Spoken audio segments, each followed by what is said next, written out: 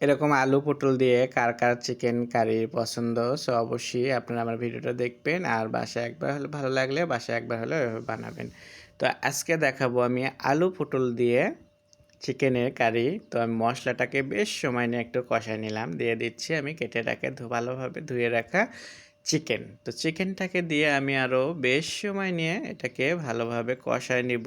তো আজকের কিন্তু আমার একদম চিকেন থাকতেছে, আর একটা ভিডিও কিন্তু আমি করে নিছি এর আগে, সেটা কিন্তু আমি তারপরেও বলি যেহেতু সেই ভিডিওটা আপনাদেরকে দেখাবো। বালে মাছ আলু টমেটো দিয়ে ভুনো করেছি। তো দুপুরের বেলার আমাদের থাকতেছে এগুলোর সাথে একটু আমরা করেছি ফুলকপি ভাজি।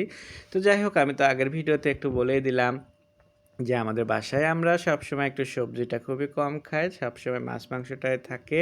তো তার মানে ভাবেন না যে আমরা এতটাই বড়লোক, অতটা কিন্তু বড়লোকও না। সবজি যে দামে কেনা হয় সেই দামে কিন্তু চিকেন মাছও পাওয়া যায়, সেই জন্য করে আমরা সবজির বদলে আমরা একটু মাছ মাংসটাই বেশি খাই।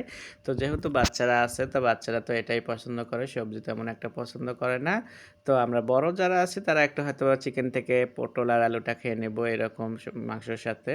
আর বাচ্চারা কিন্তু চিকেনটাই খাবে, সবজি খাবে না এরকম। তো দেখতেই পারছেন মুরগিটা কষানোর পরে আমি এখানে পটল আর আলুটা দিয়ে দিলাম এখানে। তো দিয়ে আমি ভালোভাবে আবারও কষায় নিচ্ছি। সো কষায় নেওয়ার পরে আমি এখানে একটু দিয়ে দিচ্ছি গরম পানি। গরম পানিটা দিয়ে আমি এখন ঢাকনা দেব, দিয়ে সুন্দরভাবে একটু এটাকে বেশ সময় নিয়ে রান্না করে নেব। তো অবশ্যই আপনারা ভালো লাগলে এরকম পটল দিয়ে আপনারা রান্না করে নেবেন, আলু দিয়ে। এটা কিন্তু একটা অন্য রকমের স্বাদ লাগে। তা প্রতিটা মুহূর্তেই কিন্তু হয়তো আপনারা ভাবতেছেন যে আজকে খালি ভুনা করব কিংবা ঝোল খাবো না। প্রতিটা মুহূর্তে একটু নতুনভাবে রান্না করে দেখবেন যে স্বাদটা কিন্তু ভালো পাবেন।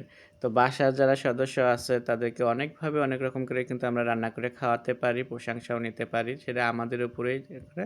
তো যাই হোক, আজকে আমার চিকেন রান্নাটা হয়ে গেছে, দেখতেই পারছেন। আপনাদের কাছে ভালো লাগলে বাসায় একবার হলেও বানাবেন। আর নতুন নতুন ভিডিও দেখার জন্য আমার ফেসবুক পেজে ফলো করবেন।